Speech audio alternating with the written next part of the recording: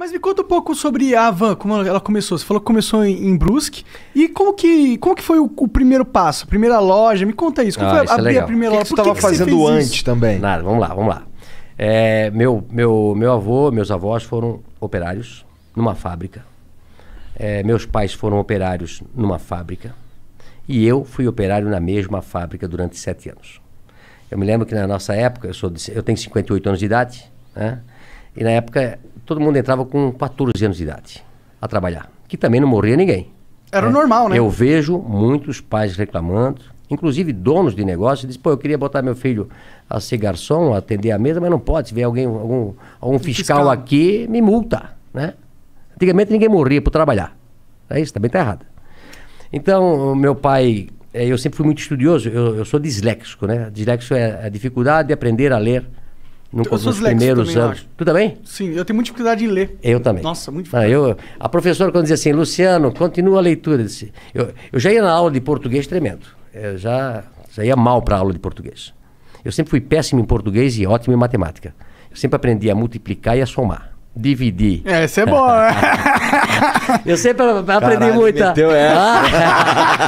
Essa é boa, né? É somar e multiplicar. Dividir e diminuir, puta, não aprendi nada. Agora, eu era péssimo em português. E não entendia, porque se eu era bom em matemática e não era burro, né? Por que quando eu ia na aula de português, puta, aquilo me passava a mão, puta, amanhã tem aula de português. E aí a professora, eu acho que na 5ª série, 6ª série, a professora disse, Luciano, continua a leitura. Putz, eu não ia, não. E os outros meus amiguinhos lendo atrasômetro, a burocracia.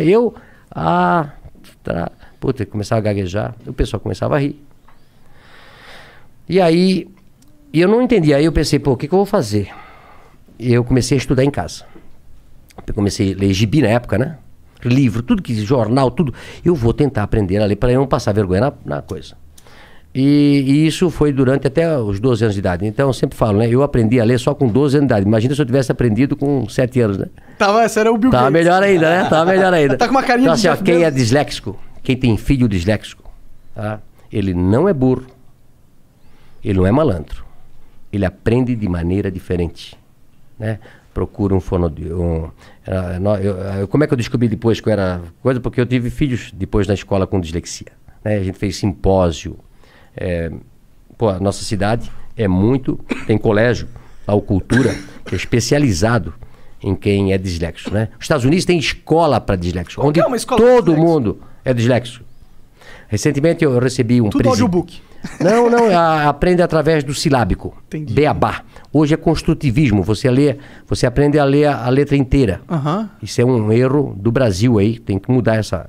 O Brasil é assim, ó, acho que a França é assim, a parte oeste americana é assim, que aprende menos do que o silábico. Pode crer. Tá? Então, aí a gente mandou professores para Curitiba para ensinar meus filhos a ler de maneira... Não, homeschooling não pode, cara. Crime. É crime, homeschooling não pode. Não pode, você não pode ter o seu filho estudar. Ele tem que estudar só naquela escola quadrada que o Estado fez. Não pode ter outro tipo de escola, não pode, hein, cara. Mas hoje tá mudando. E eu digo para você, quem tem um filho disléxico ou um filho que tem... Esse filho pode virar um problema no adulto, porque ele foi marginalizado na escola, né? E eu, graças a Deus, depois aprendi e tal. Mas eu saí, então, de pais operários. Eu comecei numa fábrica também. O que a fábrica fazia? Fábrica tecidos. Fábrica Renault. Uma fábrica de tecidos de centenas de anos. Todo mundo lá em Brusque trabalhou na fábrica Renault. Ela existe até hoje, lá. será? Eu comprei a fábrica faz 2 anos. Tu comprou? Ah, caralho! Legal. E aí depois de 3 anos eu trabalhei na expedição. O meu gerente me chama e disse, Luciano, eu era chamado lá até de ligeirinho aí eu corria para cá, corria para lá. Eu nunca parei. Eu nunca parei para conversar. Eu corria nas escadarias, sempre trabalhando, acelerado. Aí um dia ele me chamou, esse meu gerente, e disse, Luciano, você é muito bom para ficar aqui. Eu te arranjei um emprego de vendedor, lá no outro lado. Tu não queres ir para lá? Eu disse, puta, vou para lá. Aí me encontrei. Até hoje eu sou um vendedor. Adoro pessoas, adoro vender, né? E aí depois montei a van com apenas um colaborador do tamanho dessa sala aqui. Tua sala aqui é do tamanho da minha loja que eu comecei. Caramba. O que tu tava pensando quando tu criou a van? Eu tô falando assim, não tô falando do que tu ia vender, não. Tô falando... porque assim, a van tem toda uma identidade, né? Isso veio depois... Não veio nessa primeira loja? Não, a loja num bairro, né? Aliás, antes de começar a van, como eu fui vendedor, eu passei a vender tudo o que se fabricava na loja, na empresa, que era uma empresa de 5 mil colaboradores, grande. E também o carro da diretoria, a sucata, tudo que tinha na van, era eu que na Renault na época, eu vendia. Até achei, eu tô com um diretor que está lançando um livro na semana que vem, tem 80 e poucos anos, e ele conta no livro uma história que aconteceu. Ele tinha um Galaxy, você lembra do Galaxy? Carro? Um carro, Galaxy. Por exemplo, no Brasil tinha 5, 6 carros. Um Galaxy, um Opala, uma Kombi e um Fusca. Pode crer. Certo? Né? E na época os diretores tinham um Galaxy. Né? E aí quando ele comprou um outro Galaxy, sobrou um Galaxy lá para vender. E quem chamaram? O Luciano para vender o Galaxy. Né? E aí eu sabia que tinha um cara em Brusque que tinha um Galaxy, mas não tinha ar-condicionado. Eu disse, eu vou ganhar 2 vezes aqui. Né? Eu disse pro dono do carro, vamos vender o ar-condicionado, que vale uma fortuna, e depois nós vendemos o Galaxy. Né? E fizemos isso. Arranjei, vendi pro... E o cara era bem gordo, Telmo Rosinski, que eu nunca me esqueço, lá de Brusque, bem gordo.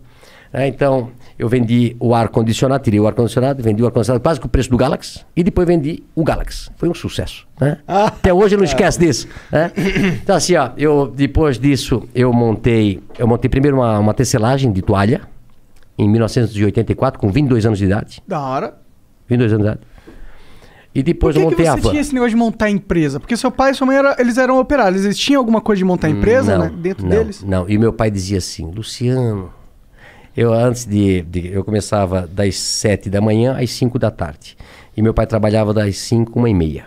E aí antes de eu ir para o escritório onde eu trabalhava, eu passava no lugar que meu pai trabalhava, que era um subsolo. Trabalhou 42 anos num porão. Meu pai. Caralho. 42 anos. Vitamina D faltava bastante. Pô, coitado. E aí eu dizia, pai, agora eu vou montar uma empresa para mim. Ele disse, estás doido, Luciano? Eu tô aqui a vida toda de operário. Tu já tá naquele escritório bonito ali. Fica ali, o emprego teu é bom. Olha só, pai. O pai passou a vida toda aqui. Disse, não, pai. Eu vou montar um negócio para mim. Mas de onde você tinha isso? Por que você queria montar? Eu acho que feeling... como é que vocês montaram esse negócio aqui? Eu vi os gringos fazendo. É igual, né? Conhecimento. Eu digo que o conhecimento vale mais do que um diploma. Não é isso? Total. Não é a faculdade que vai fazer. É o teu conhecimento, a tua força de vontade. E eu disse, pai, eu vou montar uma tecelaginha e vai dar certo. Aí montei uma tecelaginha, depois tirei meu pai da fábrica e botei ele a trabalhar comigo. Que da hora. Isso deve ter sido um dia da hora. Mas você já pagando salário pra ele ou ele foi com uma aposta? Claro. Assim? Não. Eu fiquei um pouquinho melhorzinho, né? Entendi. Porque no começo, eu até falo hoje sobre ser empresário, né? Eu soube que aqui que vocês também, quando começaram, dá prejuízo. Não, porra. 2 anos de prejuízo. Tu começa, não tem hora pra trabalhar, não tem dia pra trabalhar, não paga hora extra pra gente, e muitas vezes dá prejuízo. E muitas vezes você quebra e perde tudo que tinha. É verdade. Então, como eu tinha 22 anos de idade, eu vou tentar. Não tinha namorado, não tinha casado ainda, nada. E a tecelagem foi muito bem. Tirei meu pai da fábrica. E aí depois, 2 anos depois, montei a van. 1986, com 24 anos. Eu e Vanderlei. A van. Hang e Vanderlei. Um sócio que eu tive durante 5 anos. Entendi. Mas o que aconteceu com a tecelagem? Ela cresceu? Não, aí a tecelagem trabalhei durante até 90 e pouco, uns 10 anos. Tendo a van junto. Junto, né? Entendeu? E depois eu vendi a tecelagem. Entendi. Quem que era esse seu sócio aí do começo? Vanderlei. Quem que... Era um supervisor de vendas que trabalhava comigo na Renault. Entendi. Aí ficamos 5 anos juntos, separamos, ele tem a empresa dele hoje e a van continuou. Pode crer, ele meio que comprou tua parte, é isso? Não, não, na realidade a gente dividiu, ele fez a Vantex e eu continuei com a van. Pode crer. O que faz a Vantex? A Vantex vende tecido ainda hoje. Entendi. Pode crer. E aí, como que foi essa primeira loja? imagino que deve ser legal pra você ter um negócio físico, receber clientes. É diferente da tecelagem que você fazia antes, que é um negócio pra empresas, né? A tecelagem você vende pra alguém vender, né? Isso. E também é engraçado o seguinte, olha só. Eu comecei a tecelagem fazendo tecido pra roupa de cama. E aí um dia eu fui vender a roupa de cama para um atacadista. Fui eu e meu pai, pobre, sem dinheiro, precisava vender aqueles paninhos para poder comprar fio. No começo assim, eu tinha um Fiat amarelo ovo, 4 pneus quadrados, não tinha dinheiro para comprar. Na época era câmara de ar, né? Furava o pneu, já gastou todo. Ele solta a cinta, um pneu velho, quando ele está tudo gasto. Ele solta a tinta e começa a sair os ferrinhos para fora. É isso? Eu tive carro assim. Um Fiat amarelo, 147. E aí eu fui vender as pecinhas com meu pai. E aí eu cheguei lá nesse lugar e o cara disse, olha, eu pago R$10 essas tuas pecinhas de pano aí. E o preço era 20. Eu disse, pô, mas o meu custo é 20, eu não posso vender por 10. Não, mas é o que eu pago. Tá bom, vendi as pecinhas, precisava de dinheiro. Aí falei pro meu pai, passa esse trabalho todo. Tem que comprar fio, tem que fazer o pano, tem que tingir tudo. Aí me custa 20. Eu venho daqui e venho vender por 10. Aí o cara pega por 10 e vende por 100. Eu disse, meu negócio não é fazer tecelagem, meu negócio é botar uma loja. E montei a Van por isso. Tu acredita? Faz sentido. Falou, pô, vou entrar na linha que ganha mais. A Van cresceu com muito mais velocidade, né? E aí de uma loja de um funcionário, comecei com um funcionário. Passei 3 anos depois para uma loja de 3 mil metros quadrados. E depois era tanto movimento que a gente fez a primeira van com a fachada da Casa Branca. Mas, pô, me conta um pouco mais sobre a primeira loja. O que você vendia exatamente nela? Nós montamos a primeira loja e nós vendíamos tecido em metro. Tecido. Tecido em metro. Tecido. Como eu era vendedor de tecido, né? Aí eu montei uma loja de tecido. E aí Brusque se tornou um polo de confecção, ainda é hoje. Hoje, Santa Catarina é o maior polo têxtil do Brasil, passou São Paulo. O maior produtor têxtil do Brasil é Santa Catarina. Da hora. E nós, lá na época, em 86, montei um atacado para vender para confecções, que começar a vir ônibus para nossa região para comprar. Por isso que eram vários ônibus. Isso. Entendi. E aí a gente começou a vender tecido naquela lojinha, aí montou a loja de 3 mil metros, depois montamos uma loja... Essa de 3 mil metros era o quê? Só tecido também? Só tecido também. Aí entendi. Depois comecei com cama, mesa e banho. Aí fiz a loja de 8 mil, aí quebrou uma empresa próxima, a gente comprou. Aí quebrou depois um shopping e hoje nós temos 55 mil metros quadrados. É a maior loja do Brasil. Talvez a maior loja da América Latina. Que da hora. Tem 3 salas de cinema, 2 praças de alimentação. Nossa, é um shopping. É um shopping, literalmente. Só que você compra tudo num só lugar, né? Como vocês conhecem lá de Curitiba. Quando que deu esse pulo de tecido pra ter tudo, móvel, talher, roupa? Isso foi aumentando a loja, a gente foi escutando os clientes, aí começamos a botar cama, mesa e banho, aí começamos a botar tapete, aí depois... olha só como é que as coisas. Aí começa a namorar com a Andréia, aí foi passando os anos, ela vai ficar louca comigo que eu vou falar. Vai, eu quero ouvir agora. Aí ela Como chegou... É teu nome, cara? Lucas. É a cara do Lucas. A cara do Lucas. Caralho. Aí um dia a André disse, olha, você estás me enganando aí faz 6 anos. Tem que casar. Eu disse, não tenho tempo. Não tenho tempo. Tem que trabalhar 24 horas por dia. É uma loucura. Tem dia 150 horas por dia. É uma loucura, Tu tava lá na frente, na loja direto? Não, direto. Eu ia dormir 1, 2, 3 horas da madrugada, porque eu importava muito na época da Coreia e tal.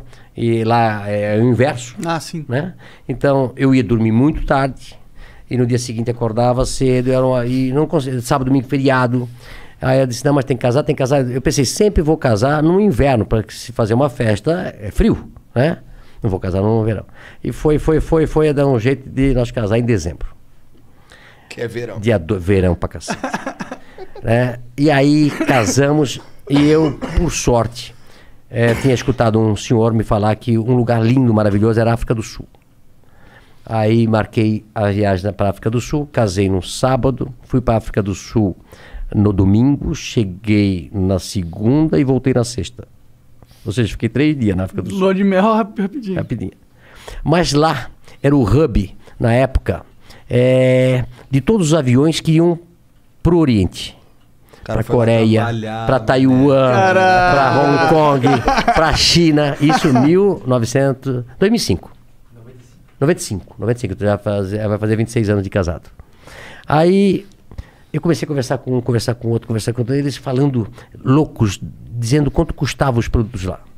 Centavos. Eu disse, não é possível.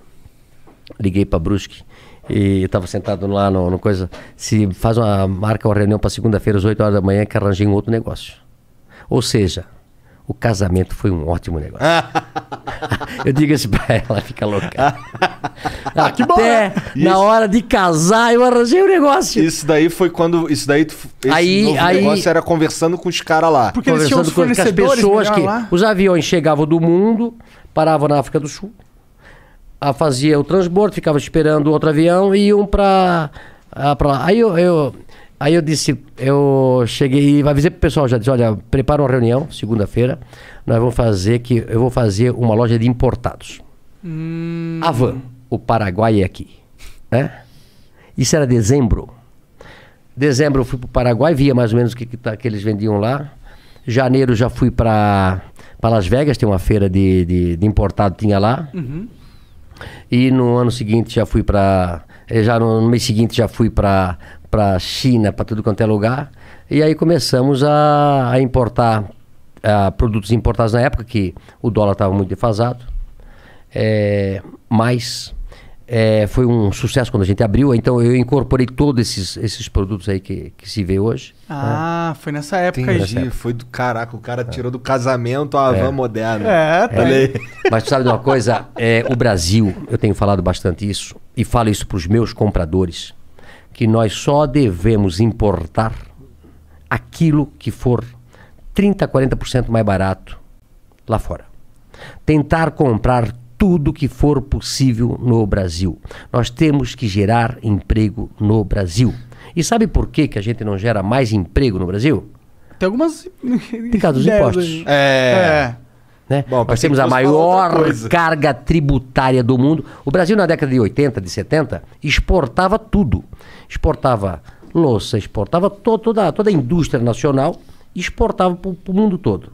E por que nós fomos perdendo competitividade? Lá atrás, a carga tributária era 18, 20, 22, 24. E hoje chega a quase 50%. De tudo que a gente produz. Sim. Ou seja, tudo no Brasil é muito caro. E aí os outros países começam a competir com a gente.